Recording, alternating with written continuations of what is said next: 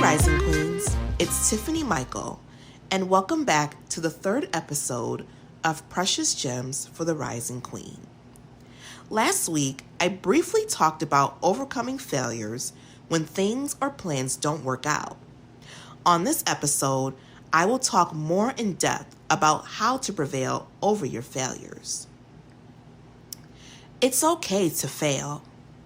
When I was growing up, that was probably not the ideal phrase to use. In my time, failure was looked at as something negative, as if it was something you could never come back from because you didn't do as well as you should have, or because something did not happen in your favor. But in this day and age, failure is seen as a stepping stone to success. Failure is just a moment, not an eternal label. This is a great perspective of failure. This perspective shows that there is a light at the end of a dark tunnel when things fall apart. It gives optimism and hope. It recognizes that even though it may not have worked the first time around, or the second, even the third, don't give up. Stay determined and keep the faith that it will all work out in due time.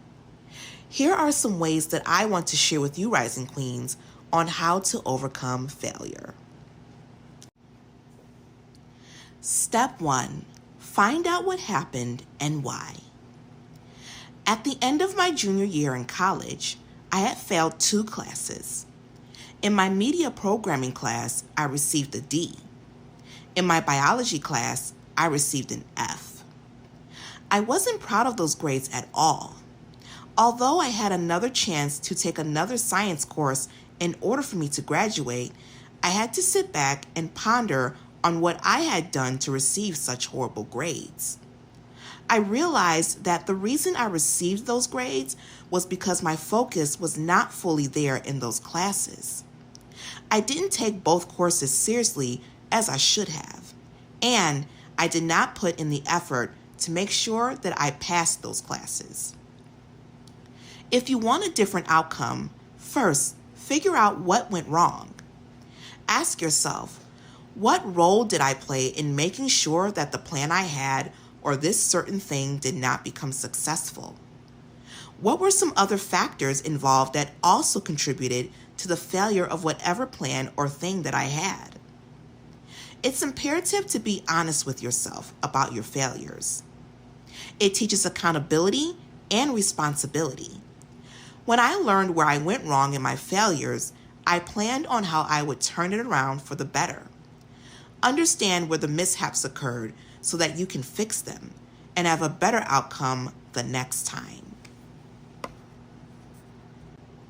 Step 2, make a plan of change. When I recognized my mistakes, I made the necessary changes for the next school year so that I could pass and graduate. First and foremost, I had to put an end to a 2-year relationship. I had put most of my time, energy, and effort in trying so hard to keep it alive and going that I lost sight of the things that really mattered, like my classes. The next thing I had to do was really apply myself to my classes. That meant setting time aside in my day and evening to do homework for those classes. If I had questions or if I didn't understand something, I would email my professors for help. I would also make time for studying for tests. Overall, I had to take it seriously. It was my last year of college, and I did not want anything to come between me and my studies. If you failed a test, what could you do differently in your study habits? Or if your team did not win a game, what changes can the team come up with together for the next time to ensure that your team wins the next time around? You can desire a different outcome, but make sure you're not using the same plan to accomplish it. A successful outcome sometimes requires a new plan of action. Step 3, implement and execute. Once my senior year started, I did exactly what I had planned to do. I applied myself more to my studies. I asked for help when I needed it. and I tried my hardest to study for my test. The result of putting in more effort into my studies was me walking across the stage receiving my bachelor's degree. When you have your plan set and ready, go ahead and put it to use so that when the moment arises, you can execute with ease. That second time around, you will pass that test. You will get a better grade on that report. Your skills will improve in a sport. Failures happen. It's what you do after that matters. Will you bounce back from that failed attempt, or will you let it keep you down? Remember that failure is not an eternal label, and it is definitely not a life sentence. You are more than that one bad moment. If at first you don't succeed, try again. And when you try again, the next time around, you will see a different result.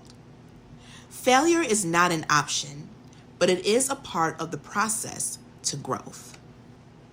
Thank you for listening to the third episode of Precious Gems for the Rising Queen. Please like, comment, and share this episode.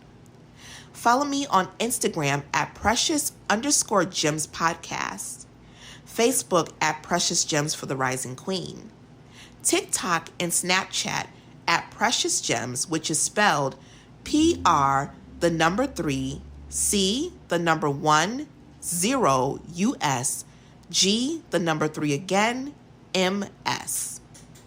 Subscribe to my YouTube channel at Precious Gems Podcast and let me know your thoughts on this episode.